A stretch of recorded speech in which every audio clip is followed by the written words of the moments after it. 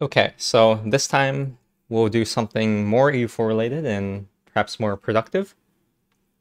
I want to talk about two things.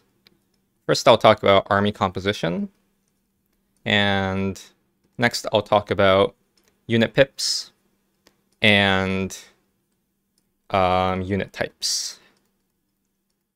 Okay, these two are very much related, but I will handle them separately for presentation reasons to make my life easier at presenting things and to make your life easier because otherwise you'll have to hear even more nuance than I want to talk about today.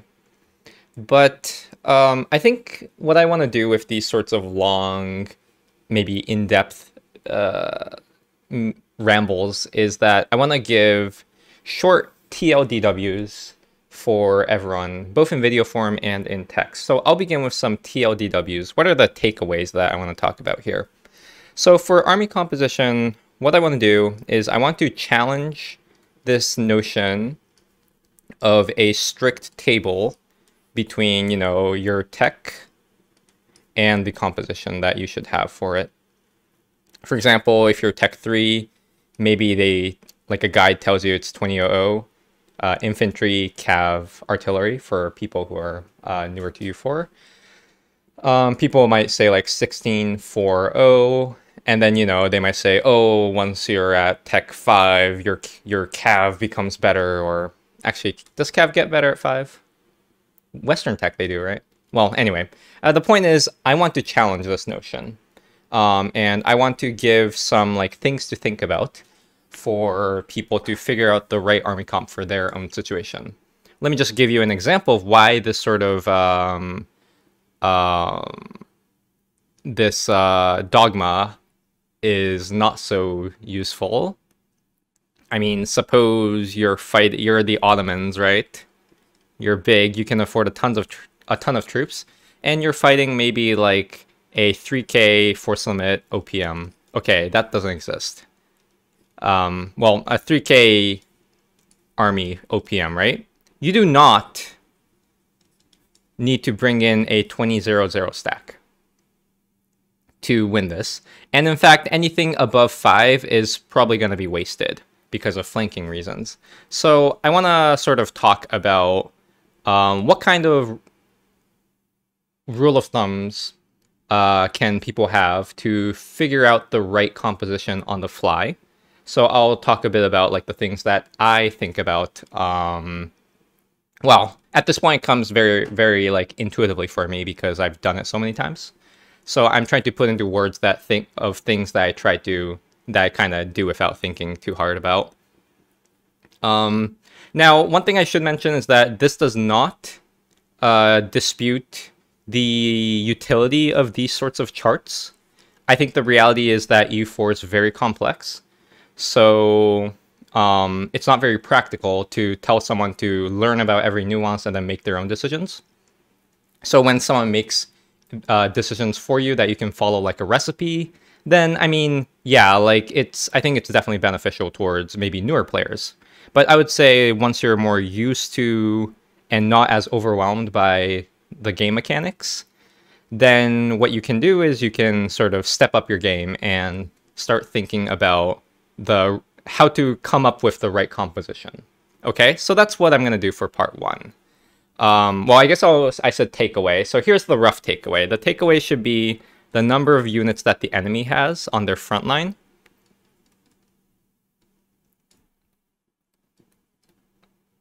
Plus 2. That should be your front line. And then your cannons should mostly be for sieging. Otherwise, it should be enough to win. I'll talk about how we can sort of determine these sorts of things. But that's the rough idea that I want to do for part 1. And part 2, the main takeaway to have is just pick whatever latest unit type you have available. Okay, in many tech groups for like infantry and cavalry, they'll give you a couple options to choose from. And there are so many like incorrect um, like derivations of the best one of these options. The reality is it's very nuanced, but what's nice is that it's not that important to get like the so-called optimal one. So just pick whatever. I generally just pick the top one.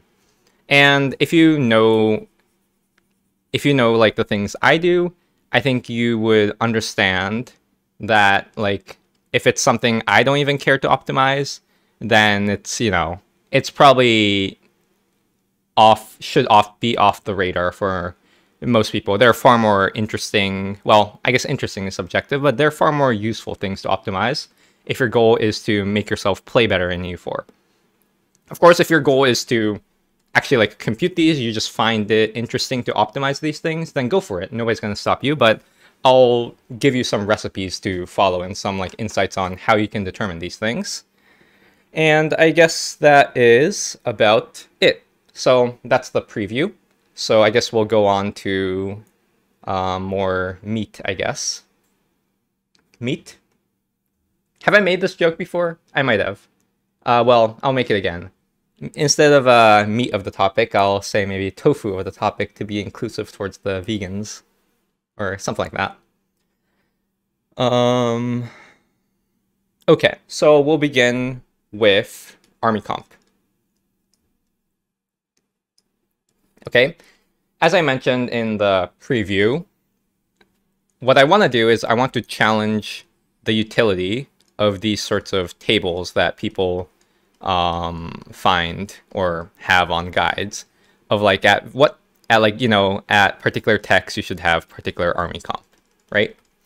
And instead I want to give some intuition on what kind of things you can do to figure out the right army comp on the fly. So the first point that I want to mention is that the right army comp depends on your enemy. Actually, it depends on more things. It depends on your enemy. It depends on your priorities. For example, if you're fighting like a 20k dude, on one hand, you could have like 500k and then just stomp him, like assault every single fort and just like bulldoze through him. Maybe that's the best way to win for you if you're focused on using as many resources as possible to win the war quickly as possible. But if you aren't at the stage where you have arbitrary resources, maybe you want to fight this dude and you need to fight like another dude with 30k, so you need to split up your resources effectively. So in that case, you need to think about what are the minimal resources that I can put to this war to win in a sensible amount of time, right? You don't want to spend 20 years like slowly whittling down the enemy, but you also don't want to, blast them away with all your resources if you know you can use parts of your resources for other reasons. So that's what I mean when I say it depends on a lot of things. But here are some things to think about as takeaways. First of all, I'm going to talk about frontline versus backline. Okay, you have your infantry. So when someone mentions a typical army comp, you'll have your infantry, you have your cavalry, and then you have your cannons, artillery. And these two are your frontline units, as I'll call them. And this is your backline. Okay? And I'll talk about how to potentially like separate them later maybe, but I don't want to get too deep into like how much cavalry you should use and stuff of that nature, because it seems to be a very controversial and perhaps like emotionally sensitive topic for me to talk about these things. So I need to spend more time than I want to for this video to really nail why this is 0, why cav should be 0 in almost all cases. So I won't talk about that too much. I'll just say frontline instead. Okay, and you figure out how much infantry and how much cav you want. Again, I'll still mention that why you might want the number of cav to be 0, but that's for later. So for frontline, what I like to do is when I'm fighting minor or like medium-sized nations, aka nations who cannot afford combat with, right? You open the ledger and you go to army, I think it's called army, and then you search for the nation that you're trying to fight, its entire land chain. You'll see like their army composition, and you should you should sort of scout for how much frontline they have. Let's call that F. What I propose is you should have F plus 2 frontline. Why? Because infantry can flank, and that's generally like a good enough number to have like favorable outcomes and also scare the enemy. Okay, what should your backline be, aka your cannons? That depends. I will I'll talk about backline later for both cases. But if you're fighting more bigger nations who can afford many regiments of combat with, so in that case, it starts becoming a bit hairy. The perspective that I want you to have, or that I want to emphasize, is that against the AI, fighting battles is expensive. Or I guess even against players, right? It's expensive to fight battles. And in single player, again, single player only, wars are won by sieging, not by winning a bunch of battles. This is very important, okay? Winning battles can help you siege more effectively, but in the end, you have to siege things to win wars in EU4 single player. At least get like a decisive amount of war score. Okay? Now, in multiplayer, where people are potentially competent, they won't let you just siege things willy-nilly, but in single player, they will. Okay? So it turns out that there's this idea of trading sieges, or siege racing, in single player. And that is truly the best way to fight big nations. Now, you might have a couple objections. What if the bigger nation that you're trying to fight is bigger than you and therefore can out-siege you? Maybe you don't own 1/3 of the world yet, and you have to sort of accept that, like, if the enemy sieges parts of your land, you're gonna tank your economy or something of that sort. In that case, the first thing you should think about is, do you really have to fight that war? In almost every case, you can avoid fighting big AIs until later when you're much stronger than them. Okay. The other objection you might have is, oh no, I tried doing this and then the AI just fights me. That's because you're being too greedy. So when you're siege racing, it's important to look scary. Otherwise, the AI will notice that they can actually defend their land and try to fight you. So in some sense, it's very helpful to sort of accept that you have to take extra attrition when sieging forts to deter the AI from coming towards you. And you should also accept that you won't be able to like greedily start sieging every possible fort or carpet sieging immediately. And sadly, I don't think I can come up with like a nice formula of like, oh, you know, this is your army strength and then this has to be above some ratio or something like that. I frankly don't know. I sometimes even get it wrong myself when I'm being too greedy. It really comes from experience.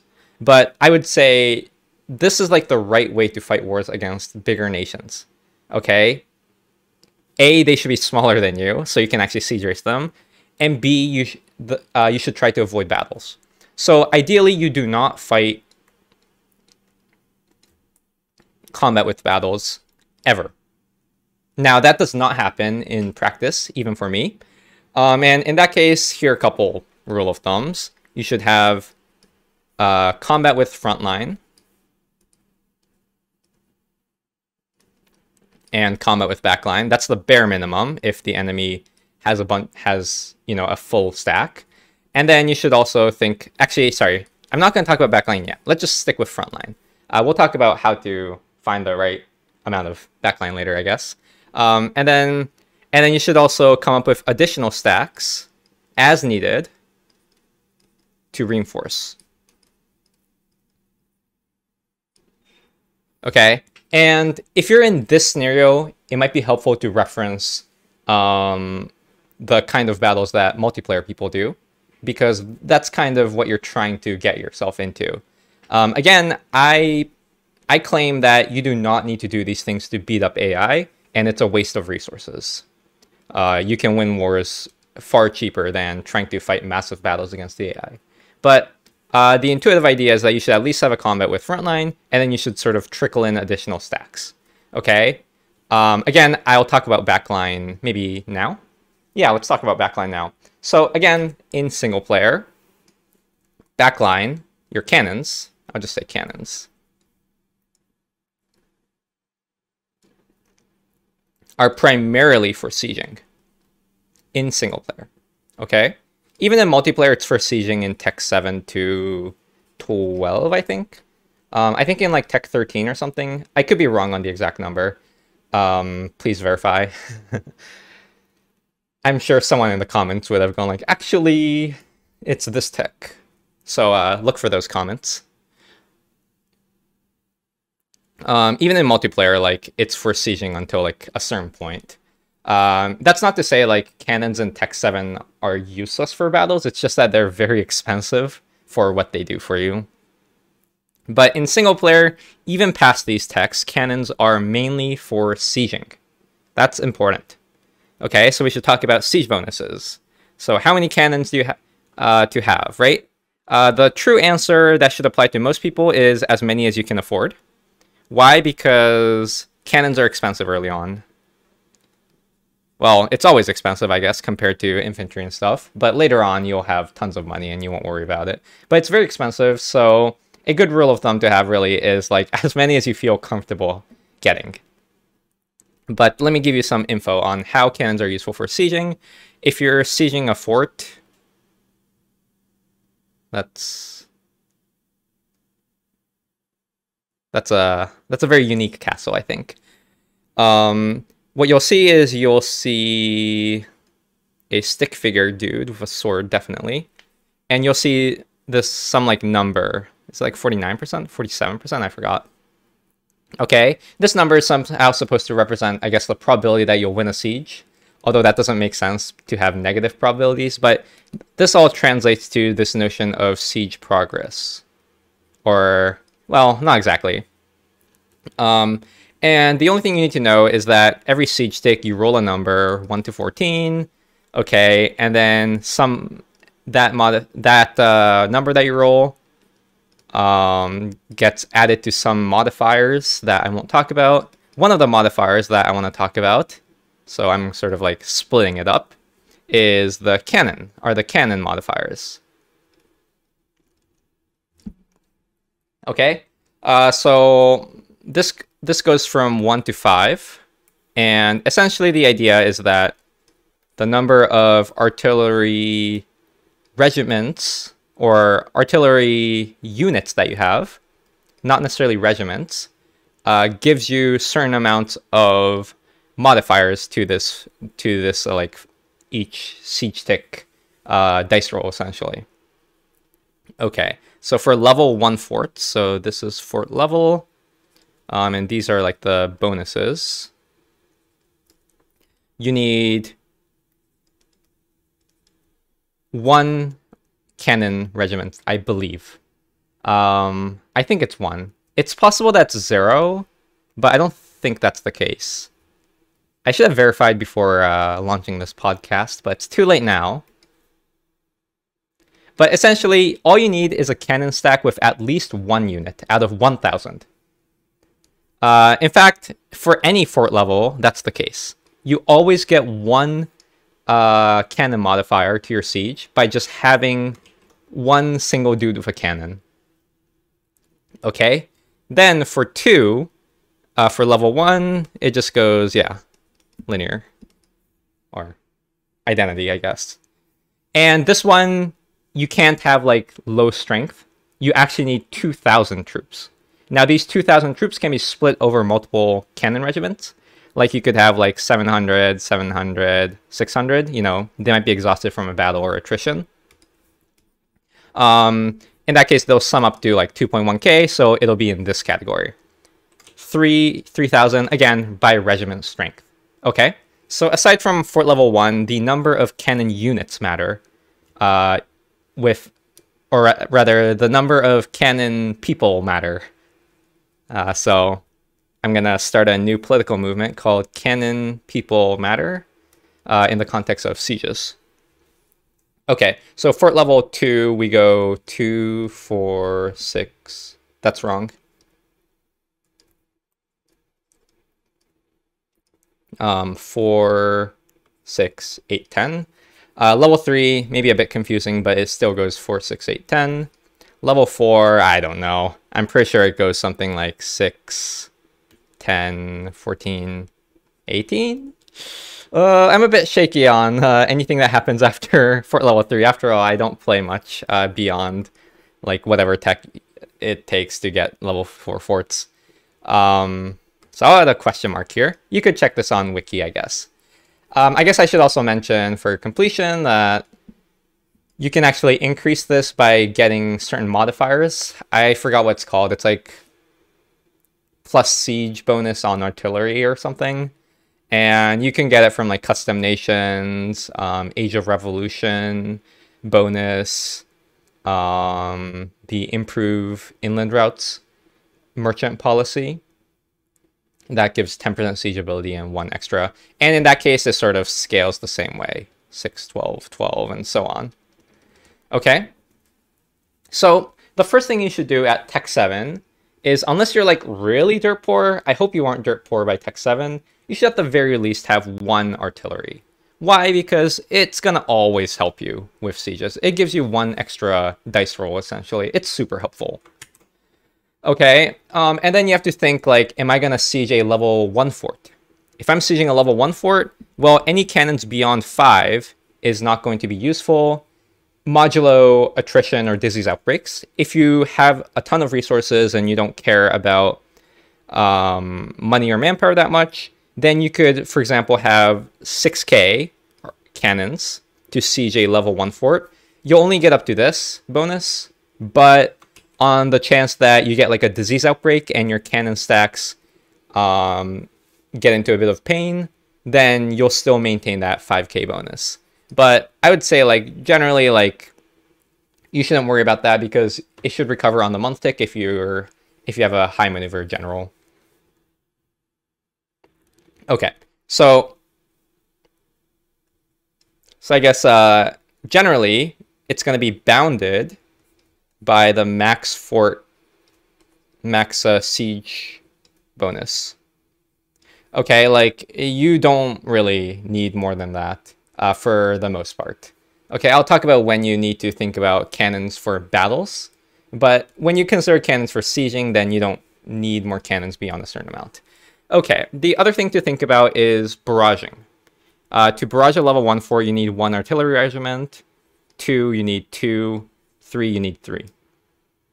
Okay, so if you want to, like, barrage and either assault, because you need to snipe a fort or you can afford it, or you just want to barrage because you have a ton of mill and you care about winning a siege quickly, then you should take into account the ability to barrage. So if you're gonna siege a level 3 fort and you know you want to barrage it, maybe just have 3 cannons. I would actually suggest that you have 4 just so you can get to the next tier of bonuses, but for some reason, if you're really limited in resources, then you might still want to consider like 3 just to barrage, right? Okay, so think about barraging as well. And I guess I better talk about cannons for combat.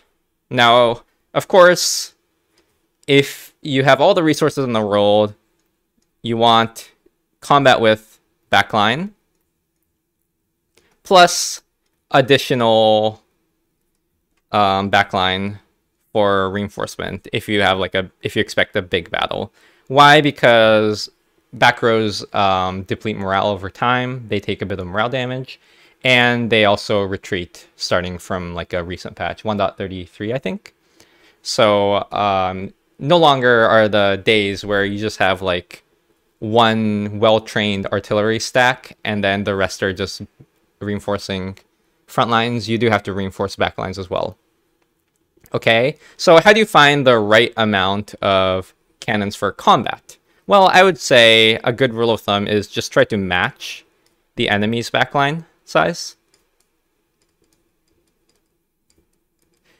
Because AIs are kind of bad at the game, both in terms of like managing economy and managing army compositions. You'll rarely find an AI with full combat with backline in like the first 200 years of the game. Maybe even like the first 300, although I'm not an expert on whatever happens after like mid 1500s. So I think you should sort of get enough, or maybe the other thing is to say that you want to get enough to be able to win. But again, I want to emphasize that in single player, you don't want to put yourself in a situation where you have to fight these massive battles. Sometimes you do have to. Like, admittedly, sometimes you do have to. But you should try your best to search for ways to not do that, because it's very expensive. If you're at the point where you have like arbitrary resources and you genuinely don't care, then of course your front line and your back line should just be combat with. Combat with, and some reinforcements, right? Depending on the enemy size. Backline takes, what, like 40% morale damage or something? So keep that in mind. You don't need as many backline reinforcements as frontline reinforcements. Especially because they also don't take regiment damage unless backline bleeds because frontline depletes. So I guess that's all I wanted to talk about for army comp. So the two things that I really want to say about army comp is that you should scout your enemy. You should look up how many troops and the composition that your enemy has, and sort of try to match it at least, but maybe add 2 frontline. And for backline, you should almost exclusively, again in single player only, all the things that I say in this video should not apply to multiplayer. Or maybe it does for certain aspects, but I don't at all intend for it to be applicable in multiplayer. There are far better resources than me for how to fight against more competent human beings compared to the AI. So yeah, the perspective you want to have is that cannons are for sieging, not for fighting. Okay? And especially in the early game, this is true because you're limited by money. Cannons are very expensive, and early on, it really doesn't matter that you conserve your cannon use. Okay? So the thing you should think about is getting to the max fort bonus, or getting to the next tier of the fort bonus, for siege bonus rather, for whatever fort level you're trying to siege. You should definitely have at least 1, just because it always helps for any fort level. And you should also think about how many artillery stacks you need to barrage certain forts. Those should be your considerations. Now, if it's for combat, really, it's just a matter of getting enough to win if you care about money. If you're at the point where you don't care about money, then I mean, yeah, like, go ham. Reference like an MP guide, I guess. But really, the conceptual idea is simple. You just have frontline as combat with, backline as combat with, and then you have appropriate reinforcements. Okay, so now I guess I should just briefly acknowledge this age-old debate about what frontline you should have. Okay, some say you should have like 4 cav and like combat with -4 infantry. That should be your frontline. That has to do with like deployment mechanics in EU4. Some might say 2, and those people are less familiar with deployment mechanics in EU4, or are assuming that you micromanage your units. Basically, if you make your 2K Sorry, if you make your infantry alive one day before the 2K cav, you can ensure that the cav flanks. I'll talk more about flanking later. So these are like the usual advices. And then there are like weird people who are like, oh, I'm just gonna go full cav by stacking cav ratio modifiers. Or there might be people who are like, oh, let's just do like half and half. Okay. And my proposal is just do this. Have 0 cav. There are 2 reasons. Actually, there are 3 reasons. One is cav is expensive. And if you think about the perspective that I shared, where I said that sieges are what wins wars, not necessarily combat, then it doesn't matter how good cav is. It's not, by the way. I'll talk more about it later. Or it's not that good. It doesn't matter how good they are, because 1 cav can siege as effectively as 1 infantry, right? In the context of like carpet sieging or fort sieging. And moreover, cav can't assault, which could be a potential problem if you're in a situation where assaulting is effective. And so you're sort of better off if you accept that sieging is what wins wars, generally. You're better off having cheaper troops, because they are as useful for sieging. Okay. The other reason is it's kind of complicated. You see, the reality is I mentioned that you want to have their frontline +2 amount of units for the frontline.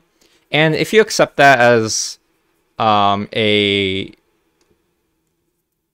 like a rule, then what you're doing is you're going to have to constantly adjust your stack size to fight various enemies. And that truly is how you should fight the enemy. You should fight the enemy based on the number of troops that they have and adjust and sort of react to whatever composition that they have, ideally. Now, to make sure that cav is effective, you'll need to sort of not only split infantry, but also split cavalry and sort of shuffle them around. That's a lot of effort. And you might say, oh, why would you care about effort when we're talking about theoretical matters? That's pretty fair. But I thought I'd still mention that because, you know, some people are more interested in saving time or effort over like small optimizations. And sort of, I guess, as a subpoint, it's also not that impactful. Okay, this is based on my anecdotal experience, sorry, when I try to really incorporate cavalry into my gameplay. First, I noticed that it's very complicated. It requires you to have a lot more foresight because cavalry takes more time than infantry to build. So it's harder to react to enemy regiment changes or like new enemies. If you decide, you know, that you need to declare war like immediately, then maybe your troops just aren't ready, and it takes extra time for cav because they take longer to build. And if you go above their combat width +2, then you might get into a situation where cav is not as useful for their flanking. Again, I'll talk more about flanking, I guess, on the unit pip section, but there's definitely that. So yeah, I guess the reason why I would propose this is that it's expensive. Players struggle with economy a lot, usually, especially as a horde. And trust me, bro, the best kind of argument. And yes, I am serious when I say even hordes should have no cavalry. This is a weird misconception that people have, probably because they associate hordes with being on horses. Kind of sensible. And hordes do admittedly have extra modifiers towards cav in general, but even with those parameters, it's just not worth it. Source, trust me, bro. That's all I'll say regarding Cav for now. I'm not sure if I ever want to put myself in like the trench warfare that is like Cav in EU4, because man, like people are very persistent and reluctant about whatever side they're on sometimes. So that's all I'll say regarding Cav. If you don't like what I said about Cav, just do whatever you want, okay? It's gonna be, for the most part, I'm gonna claim that's gonna be worse than this, but hey, maybe it doesn't matter for you. Maybe you enjoy the Cav or whatever. Okay, enough Cav talk. Let's go to unit pips. This is actually the more important bit that I want to talk about. It's just that sort of like impromptu, I decided to talk about Army Comp as well, since we're on a somewhat related topic. So yeah, so in the preview, I mentioned that the main point that I want to get across with unit pips is pick the latest unit type available and don't think about anything further. Well, I'm going to reiterate that. So the reason behind that is that it's really hard to optimize your unit type.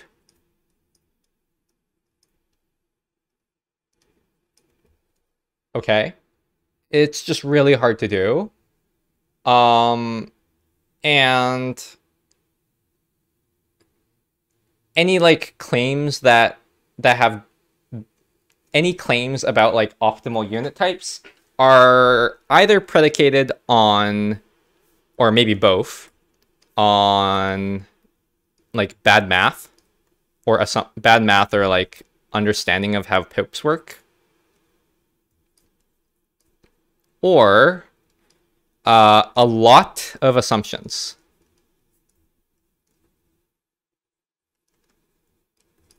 Okay, but despite that, I can give you some rules of thumbs and like some insights on like what kind of things that you might look for to get like a decent approximation of what's good for you.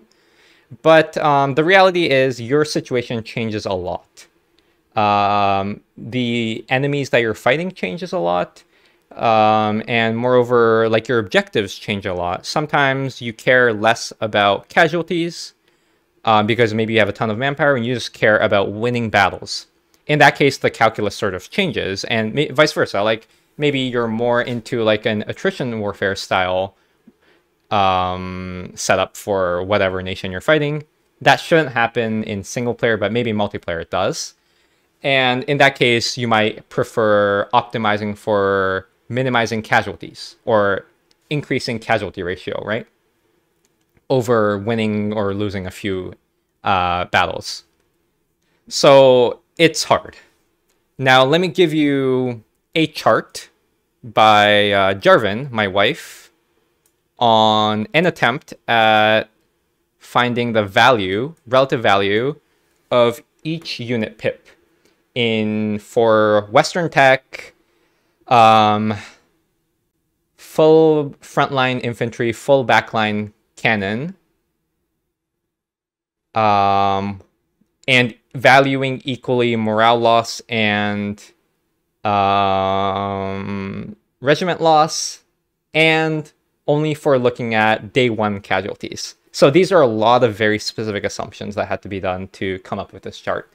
You can ignore the before chart. This is actually from a comparison of 1.33, I think. 1.33 or 1.34, I forgot. Unit pip changes. I'll talk about the unit pip changes in passing later when I talk about what unit pips even are.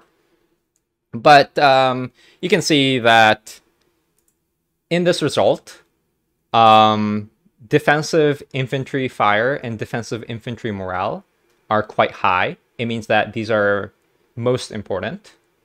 And the rest are roughly equal in importance. I'll talk about why these numbers came out to be, or why I suspect these numbers came out to be, and sort of what you can get out of this. But if you want a strict dogma to follow, I suppose you could sort of look at this chart. Okay, but this assumes full backline cannons on the enemy, which is, I think, a very strong assumption in single player. So keep that in mind. Okay. But yeah, so actually, I'll probably go back to this chart once I explain some more basics. But so let's go back to, yeah. Let's go back. And so let's just briefly talk about how combat works. So combat, when two armies engage, you'll have 3 days of fire phase, 3 days of shock phase, and then it repeats. Okay, there's far more to say about this, like how you can start retreating from here, how stack wipes work, but anyway, let's just, at least in the context of unit pips, I'll just talk about what happens in one single day. So we're gonna dissect this into, or just look at one single day, and we're only gonna look at the fire phase. Why? Because you should be able to generalize this for the shock phase as well. Basically, take everywhere where I say fire modifiers and replace it with shock modifiers, and that's basically it. So essentially how it works is you have front lines on both sides. So this is side 1, and this is side 2. There's no reason that they have to be 5 or that they have to be the same number. I mean, you can have multiple. Actually, I'll put the multiple on this guy, this side. Okay, so a few things to mention. Flanking. So army regiments attack the one in front of them, the unit in front of them, if it exists. So this guy, for example, attacks this guy. Blue is not very good. Let's do red. There you go. So they attack like this. The arrow goes both ways because from the top side's perspective, well, you have the same situation. Now, what if you don't have anyone in the front? Well, then you do this thing called flanking, where you attack the one sort of diagonally. Okay, now this arrow does not go backwards. This guy only attacks the one in front. It cannot attack 2 regiments at once. Okay, and so Cav has 1 extra flanking range compared to infantry. So Cav can actually attack like this. And that's why people sort of propose that you should have like extra cav for flanking. But if you recall my overall like rule of thumb, I said have their frontline size and then add 2. And if you sort of accept that, then whatever cav can do in terms of flanking, infantry can also do. And as, by the way, as tech goes up and you collect other modifiers, you can actually increase the flanking range. So like even infantry can move attack 2 diagonally, and cav can move attack like 4 diagonally, for example. So that's the idea of flanking. Okay, so now you have backlines. These are your cannons. Okay, they sit in the back. They take some morale damage, but not regiment damage. And again, they attack whatever's in front. So they shoot at their allies? No. They shoot at whatever's in front, like past the ally front line. And again, importantly, the arrow does not go both ways. Backline is always safe from direct damage. Even if you have enemy backline. Okay. The enemy backline just hits the front line. Maybe I use a different color. I'll use blue this time. Maybe the enemy backline hits the ally front line, not the cannon. So the cannons are always safe as long as there are front lines protecting it. If all front lines get depleted, then the cannons start trickling in the front. If you ever see this happen, that's a sign that you lost, usually. And you should just retreat and accept your losses before your cannon stacks get decimated. So that's like the rough idea of how battles work. Now, for each attack, there are 2 things that are calculated. They calculate this idea of casualty and morale damage. They are separate calculations, although they use like very similar factors. Okay, so I'm not going to talk about like this part, but there are a bunch of modifiers that sort of I'm going to shove into one parentheses, like fire damage received, fire damage applied, discipline, morale, tactics, base damage factor, your infantry or cannon fire damage, I guess also your cav fire damage towards later attacks. Okay, so there are lots of numbers here, but in the context of just talking about unit pips, you can treat them as constant. Not really, actually, because there's also regiment strength. Like if your regiment's like wounded, like from 1,500, it does half damage. But I don't want to get in there as well either. Okay, and then there's morale damage. Again, you have some factors. Okay, these factors are, you know, slightly different from this, but they're like roughly similar. There are differences though. Like for example, like fire damage taken does not apply to the morale damage calculation. Of course, your morale damage based on I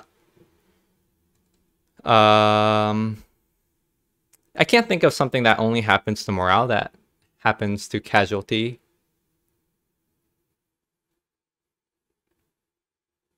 I mean, I think your morale damage scales off max morale, right? And that should only affect this, but I might be wrong. Okay, so the important part that I want to focus on is like the other part of this. Okay, so this is multiplication, and what's inside is going to be addition. Okay, you have your dice roll, which ranges from 0 to 9. You have like your terrain modifiers. I'll just call it G for geography, like terrain and river crossings. And I guess there's like Age of Discovery capital bonus. There are like ramparts, whatever. Basically, there are modifiers that if you look at a battle, you know, you'll see like the dice roll, right? You'll see like a dice roll, and you'll see like some -1s or like +1s. We're talking about these. So this is your dice roll. G is like all of these collected, right?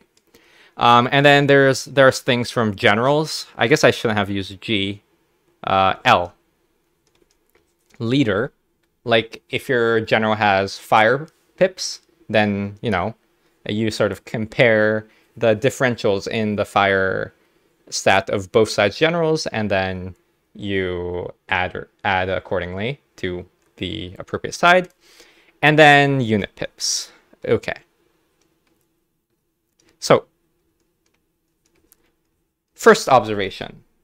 Unit pips are added to sort of this dice roll section. So, once I've heard this argument that this, I think Anatolian tech has like 3 pips or something. I'm not sure if that's true. Maybe 4 or whatever. And like Western techs have like 2 pips or something. Again, I don't know if these numbers are actually true. And so the conclusion that I tried to draw was therefore Anatolian pips are 50% better. Which is total bullshit. Because remember that these unit pips, even... Okay, like I haven't even gone to like how different unit pips even function, but like even these unit pips, even if you have like 1 more, like you suppose you have like 1 extra here, they're affected additively with these things. So taking the ratio of unit pips is hardly a useful metric. You have to think about other factors as well. Okay. How am I on time? 48 minutes. That's actually a lot more than I thought I'd ramble on about. So how are these unit pips calculated? Basically, it's simple. You take the attacker's offensive pip, and you subtract by the defender's defensive pip. It actually floors. Is it floor? No, it actually doesn't go below 0. So this will be what? Max. What does that mean? If the attacker's offensive pip is 3 and your defensive pip is 4, then the result will still be 0. You won't have -1. Okay. So now if we yeah, so, and then there are what? I guess I should talk about what pips are there. Sorry, this is poorly organized. So we have fire pip, shock pip, and morale pip. And for each one, you have offensive and defensive. Okay, so fire pip. Fire pips apply to, you guessed it, the fire phase, shock to the shock phase. And as of 1.34, 1.33, I don't remember, like a very recent patch, fire pips apply to, sorry, let me erase this line. Fire pips apply to both morale and casualty calculations. In the past, it actually only contributed to the casualty calculations and not to the morale calculations. And actually, that's part of the reason why morale pips were much more useful in the past. Same idea with defensive. Okay, morale, well, it applies to just the morale calculation, except it applies to both the fire phase and the shock phase. Okay, so that's how it works.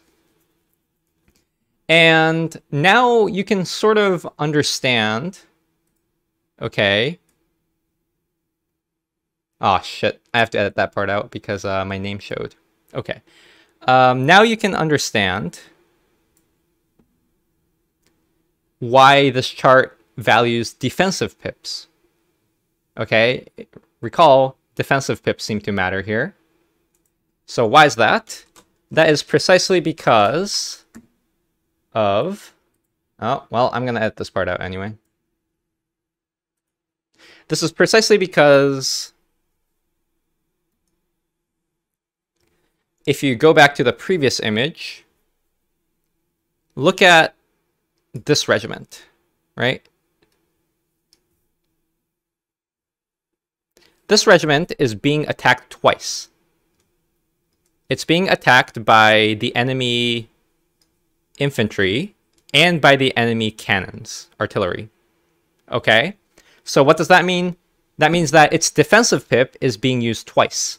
It's being used to sort of negate the enemy infantry's damage and the enemy cannon's damage. Whereas offensive pips are only being used once because units can only attack one regiment. And that's why defensive pips are more valuable in a battle that uses backlines. Now, what if the battle doesn't use backlines, like Tech 3 to 7, or even like to like 13 or whatever? Well, then my claim is that they're all like roughly equal in value with some asterisks.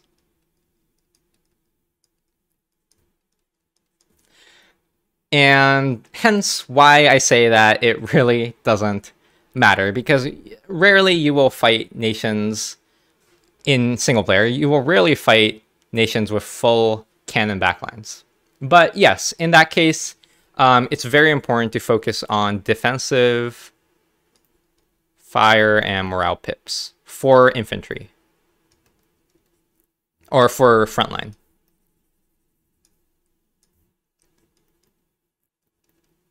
What do you do on cannons? I don't know.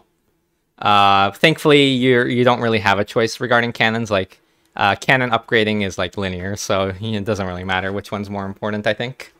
Maybe I could be wrong, actually. Maybe you prefer like a previous unit type when upgrades are available. I'm not sure.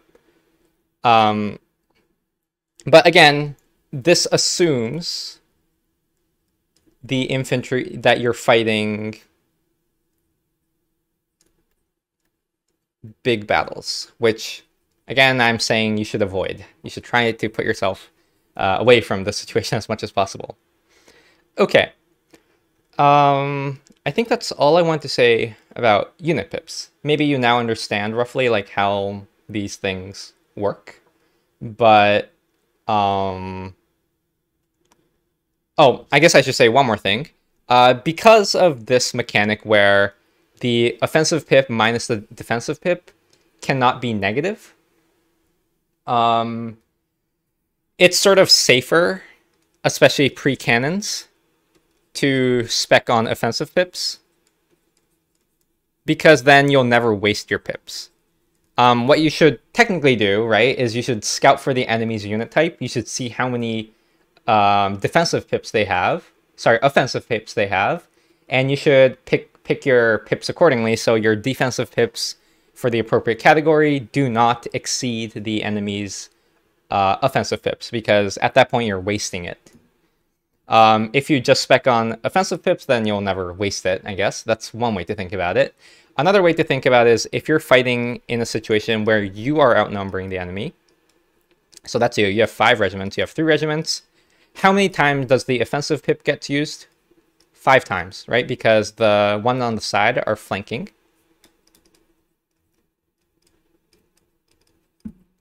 How many times are your defensive pips being used? 3. Because there are only 3 enemies. So if you're outnumbering them, you might consider offensive pips to be more useful. If you're getting outnumbered, you might consider defensive pips to be more useful, because the situation will sort of reverse.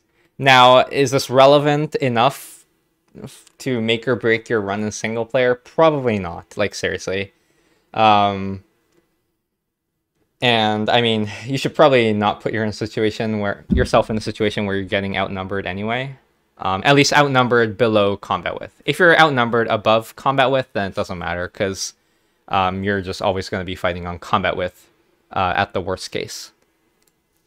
Okay, that is it. Thank you for well, if you stuck around, thank you. Hopefully this was useful this time. Yeah, I intend to stick in these sorts of areas where it's more like good to knows. But I'll try to always have like useful takeaways that I'll summarize towards the beginning and also like in the description of the video.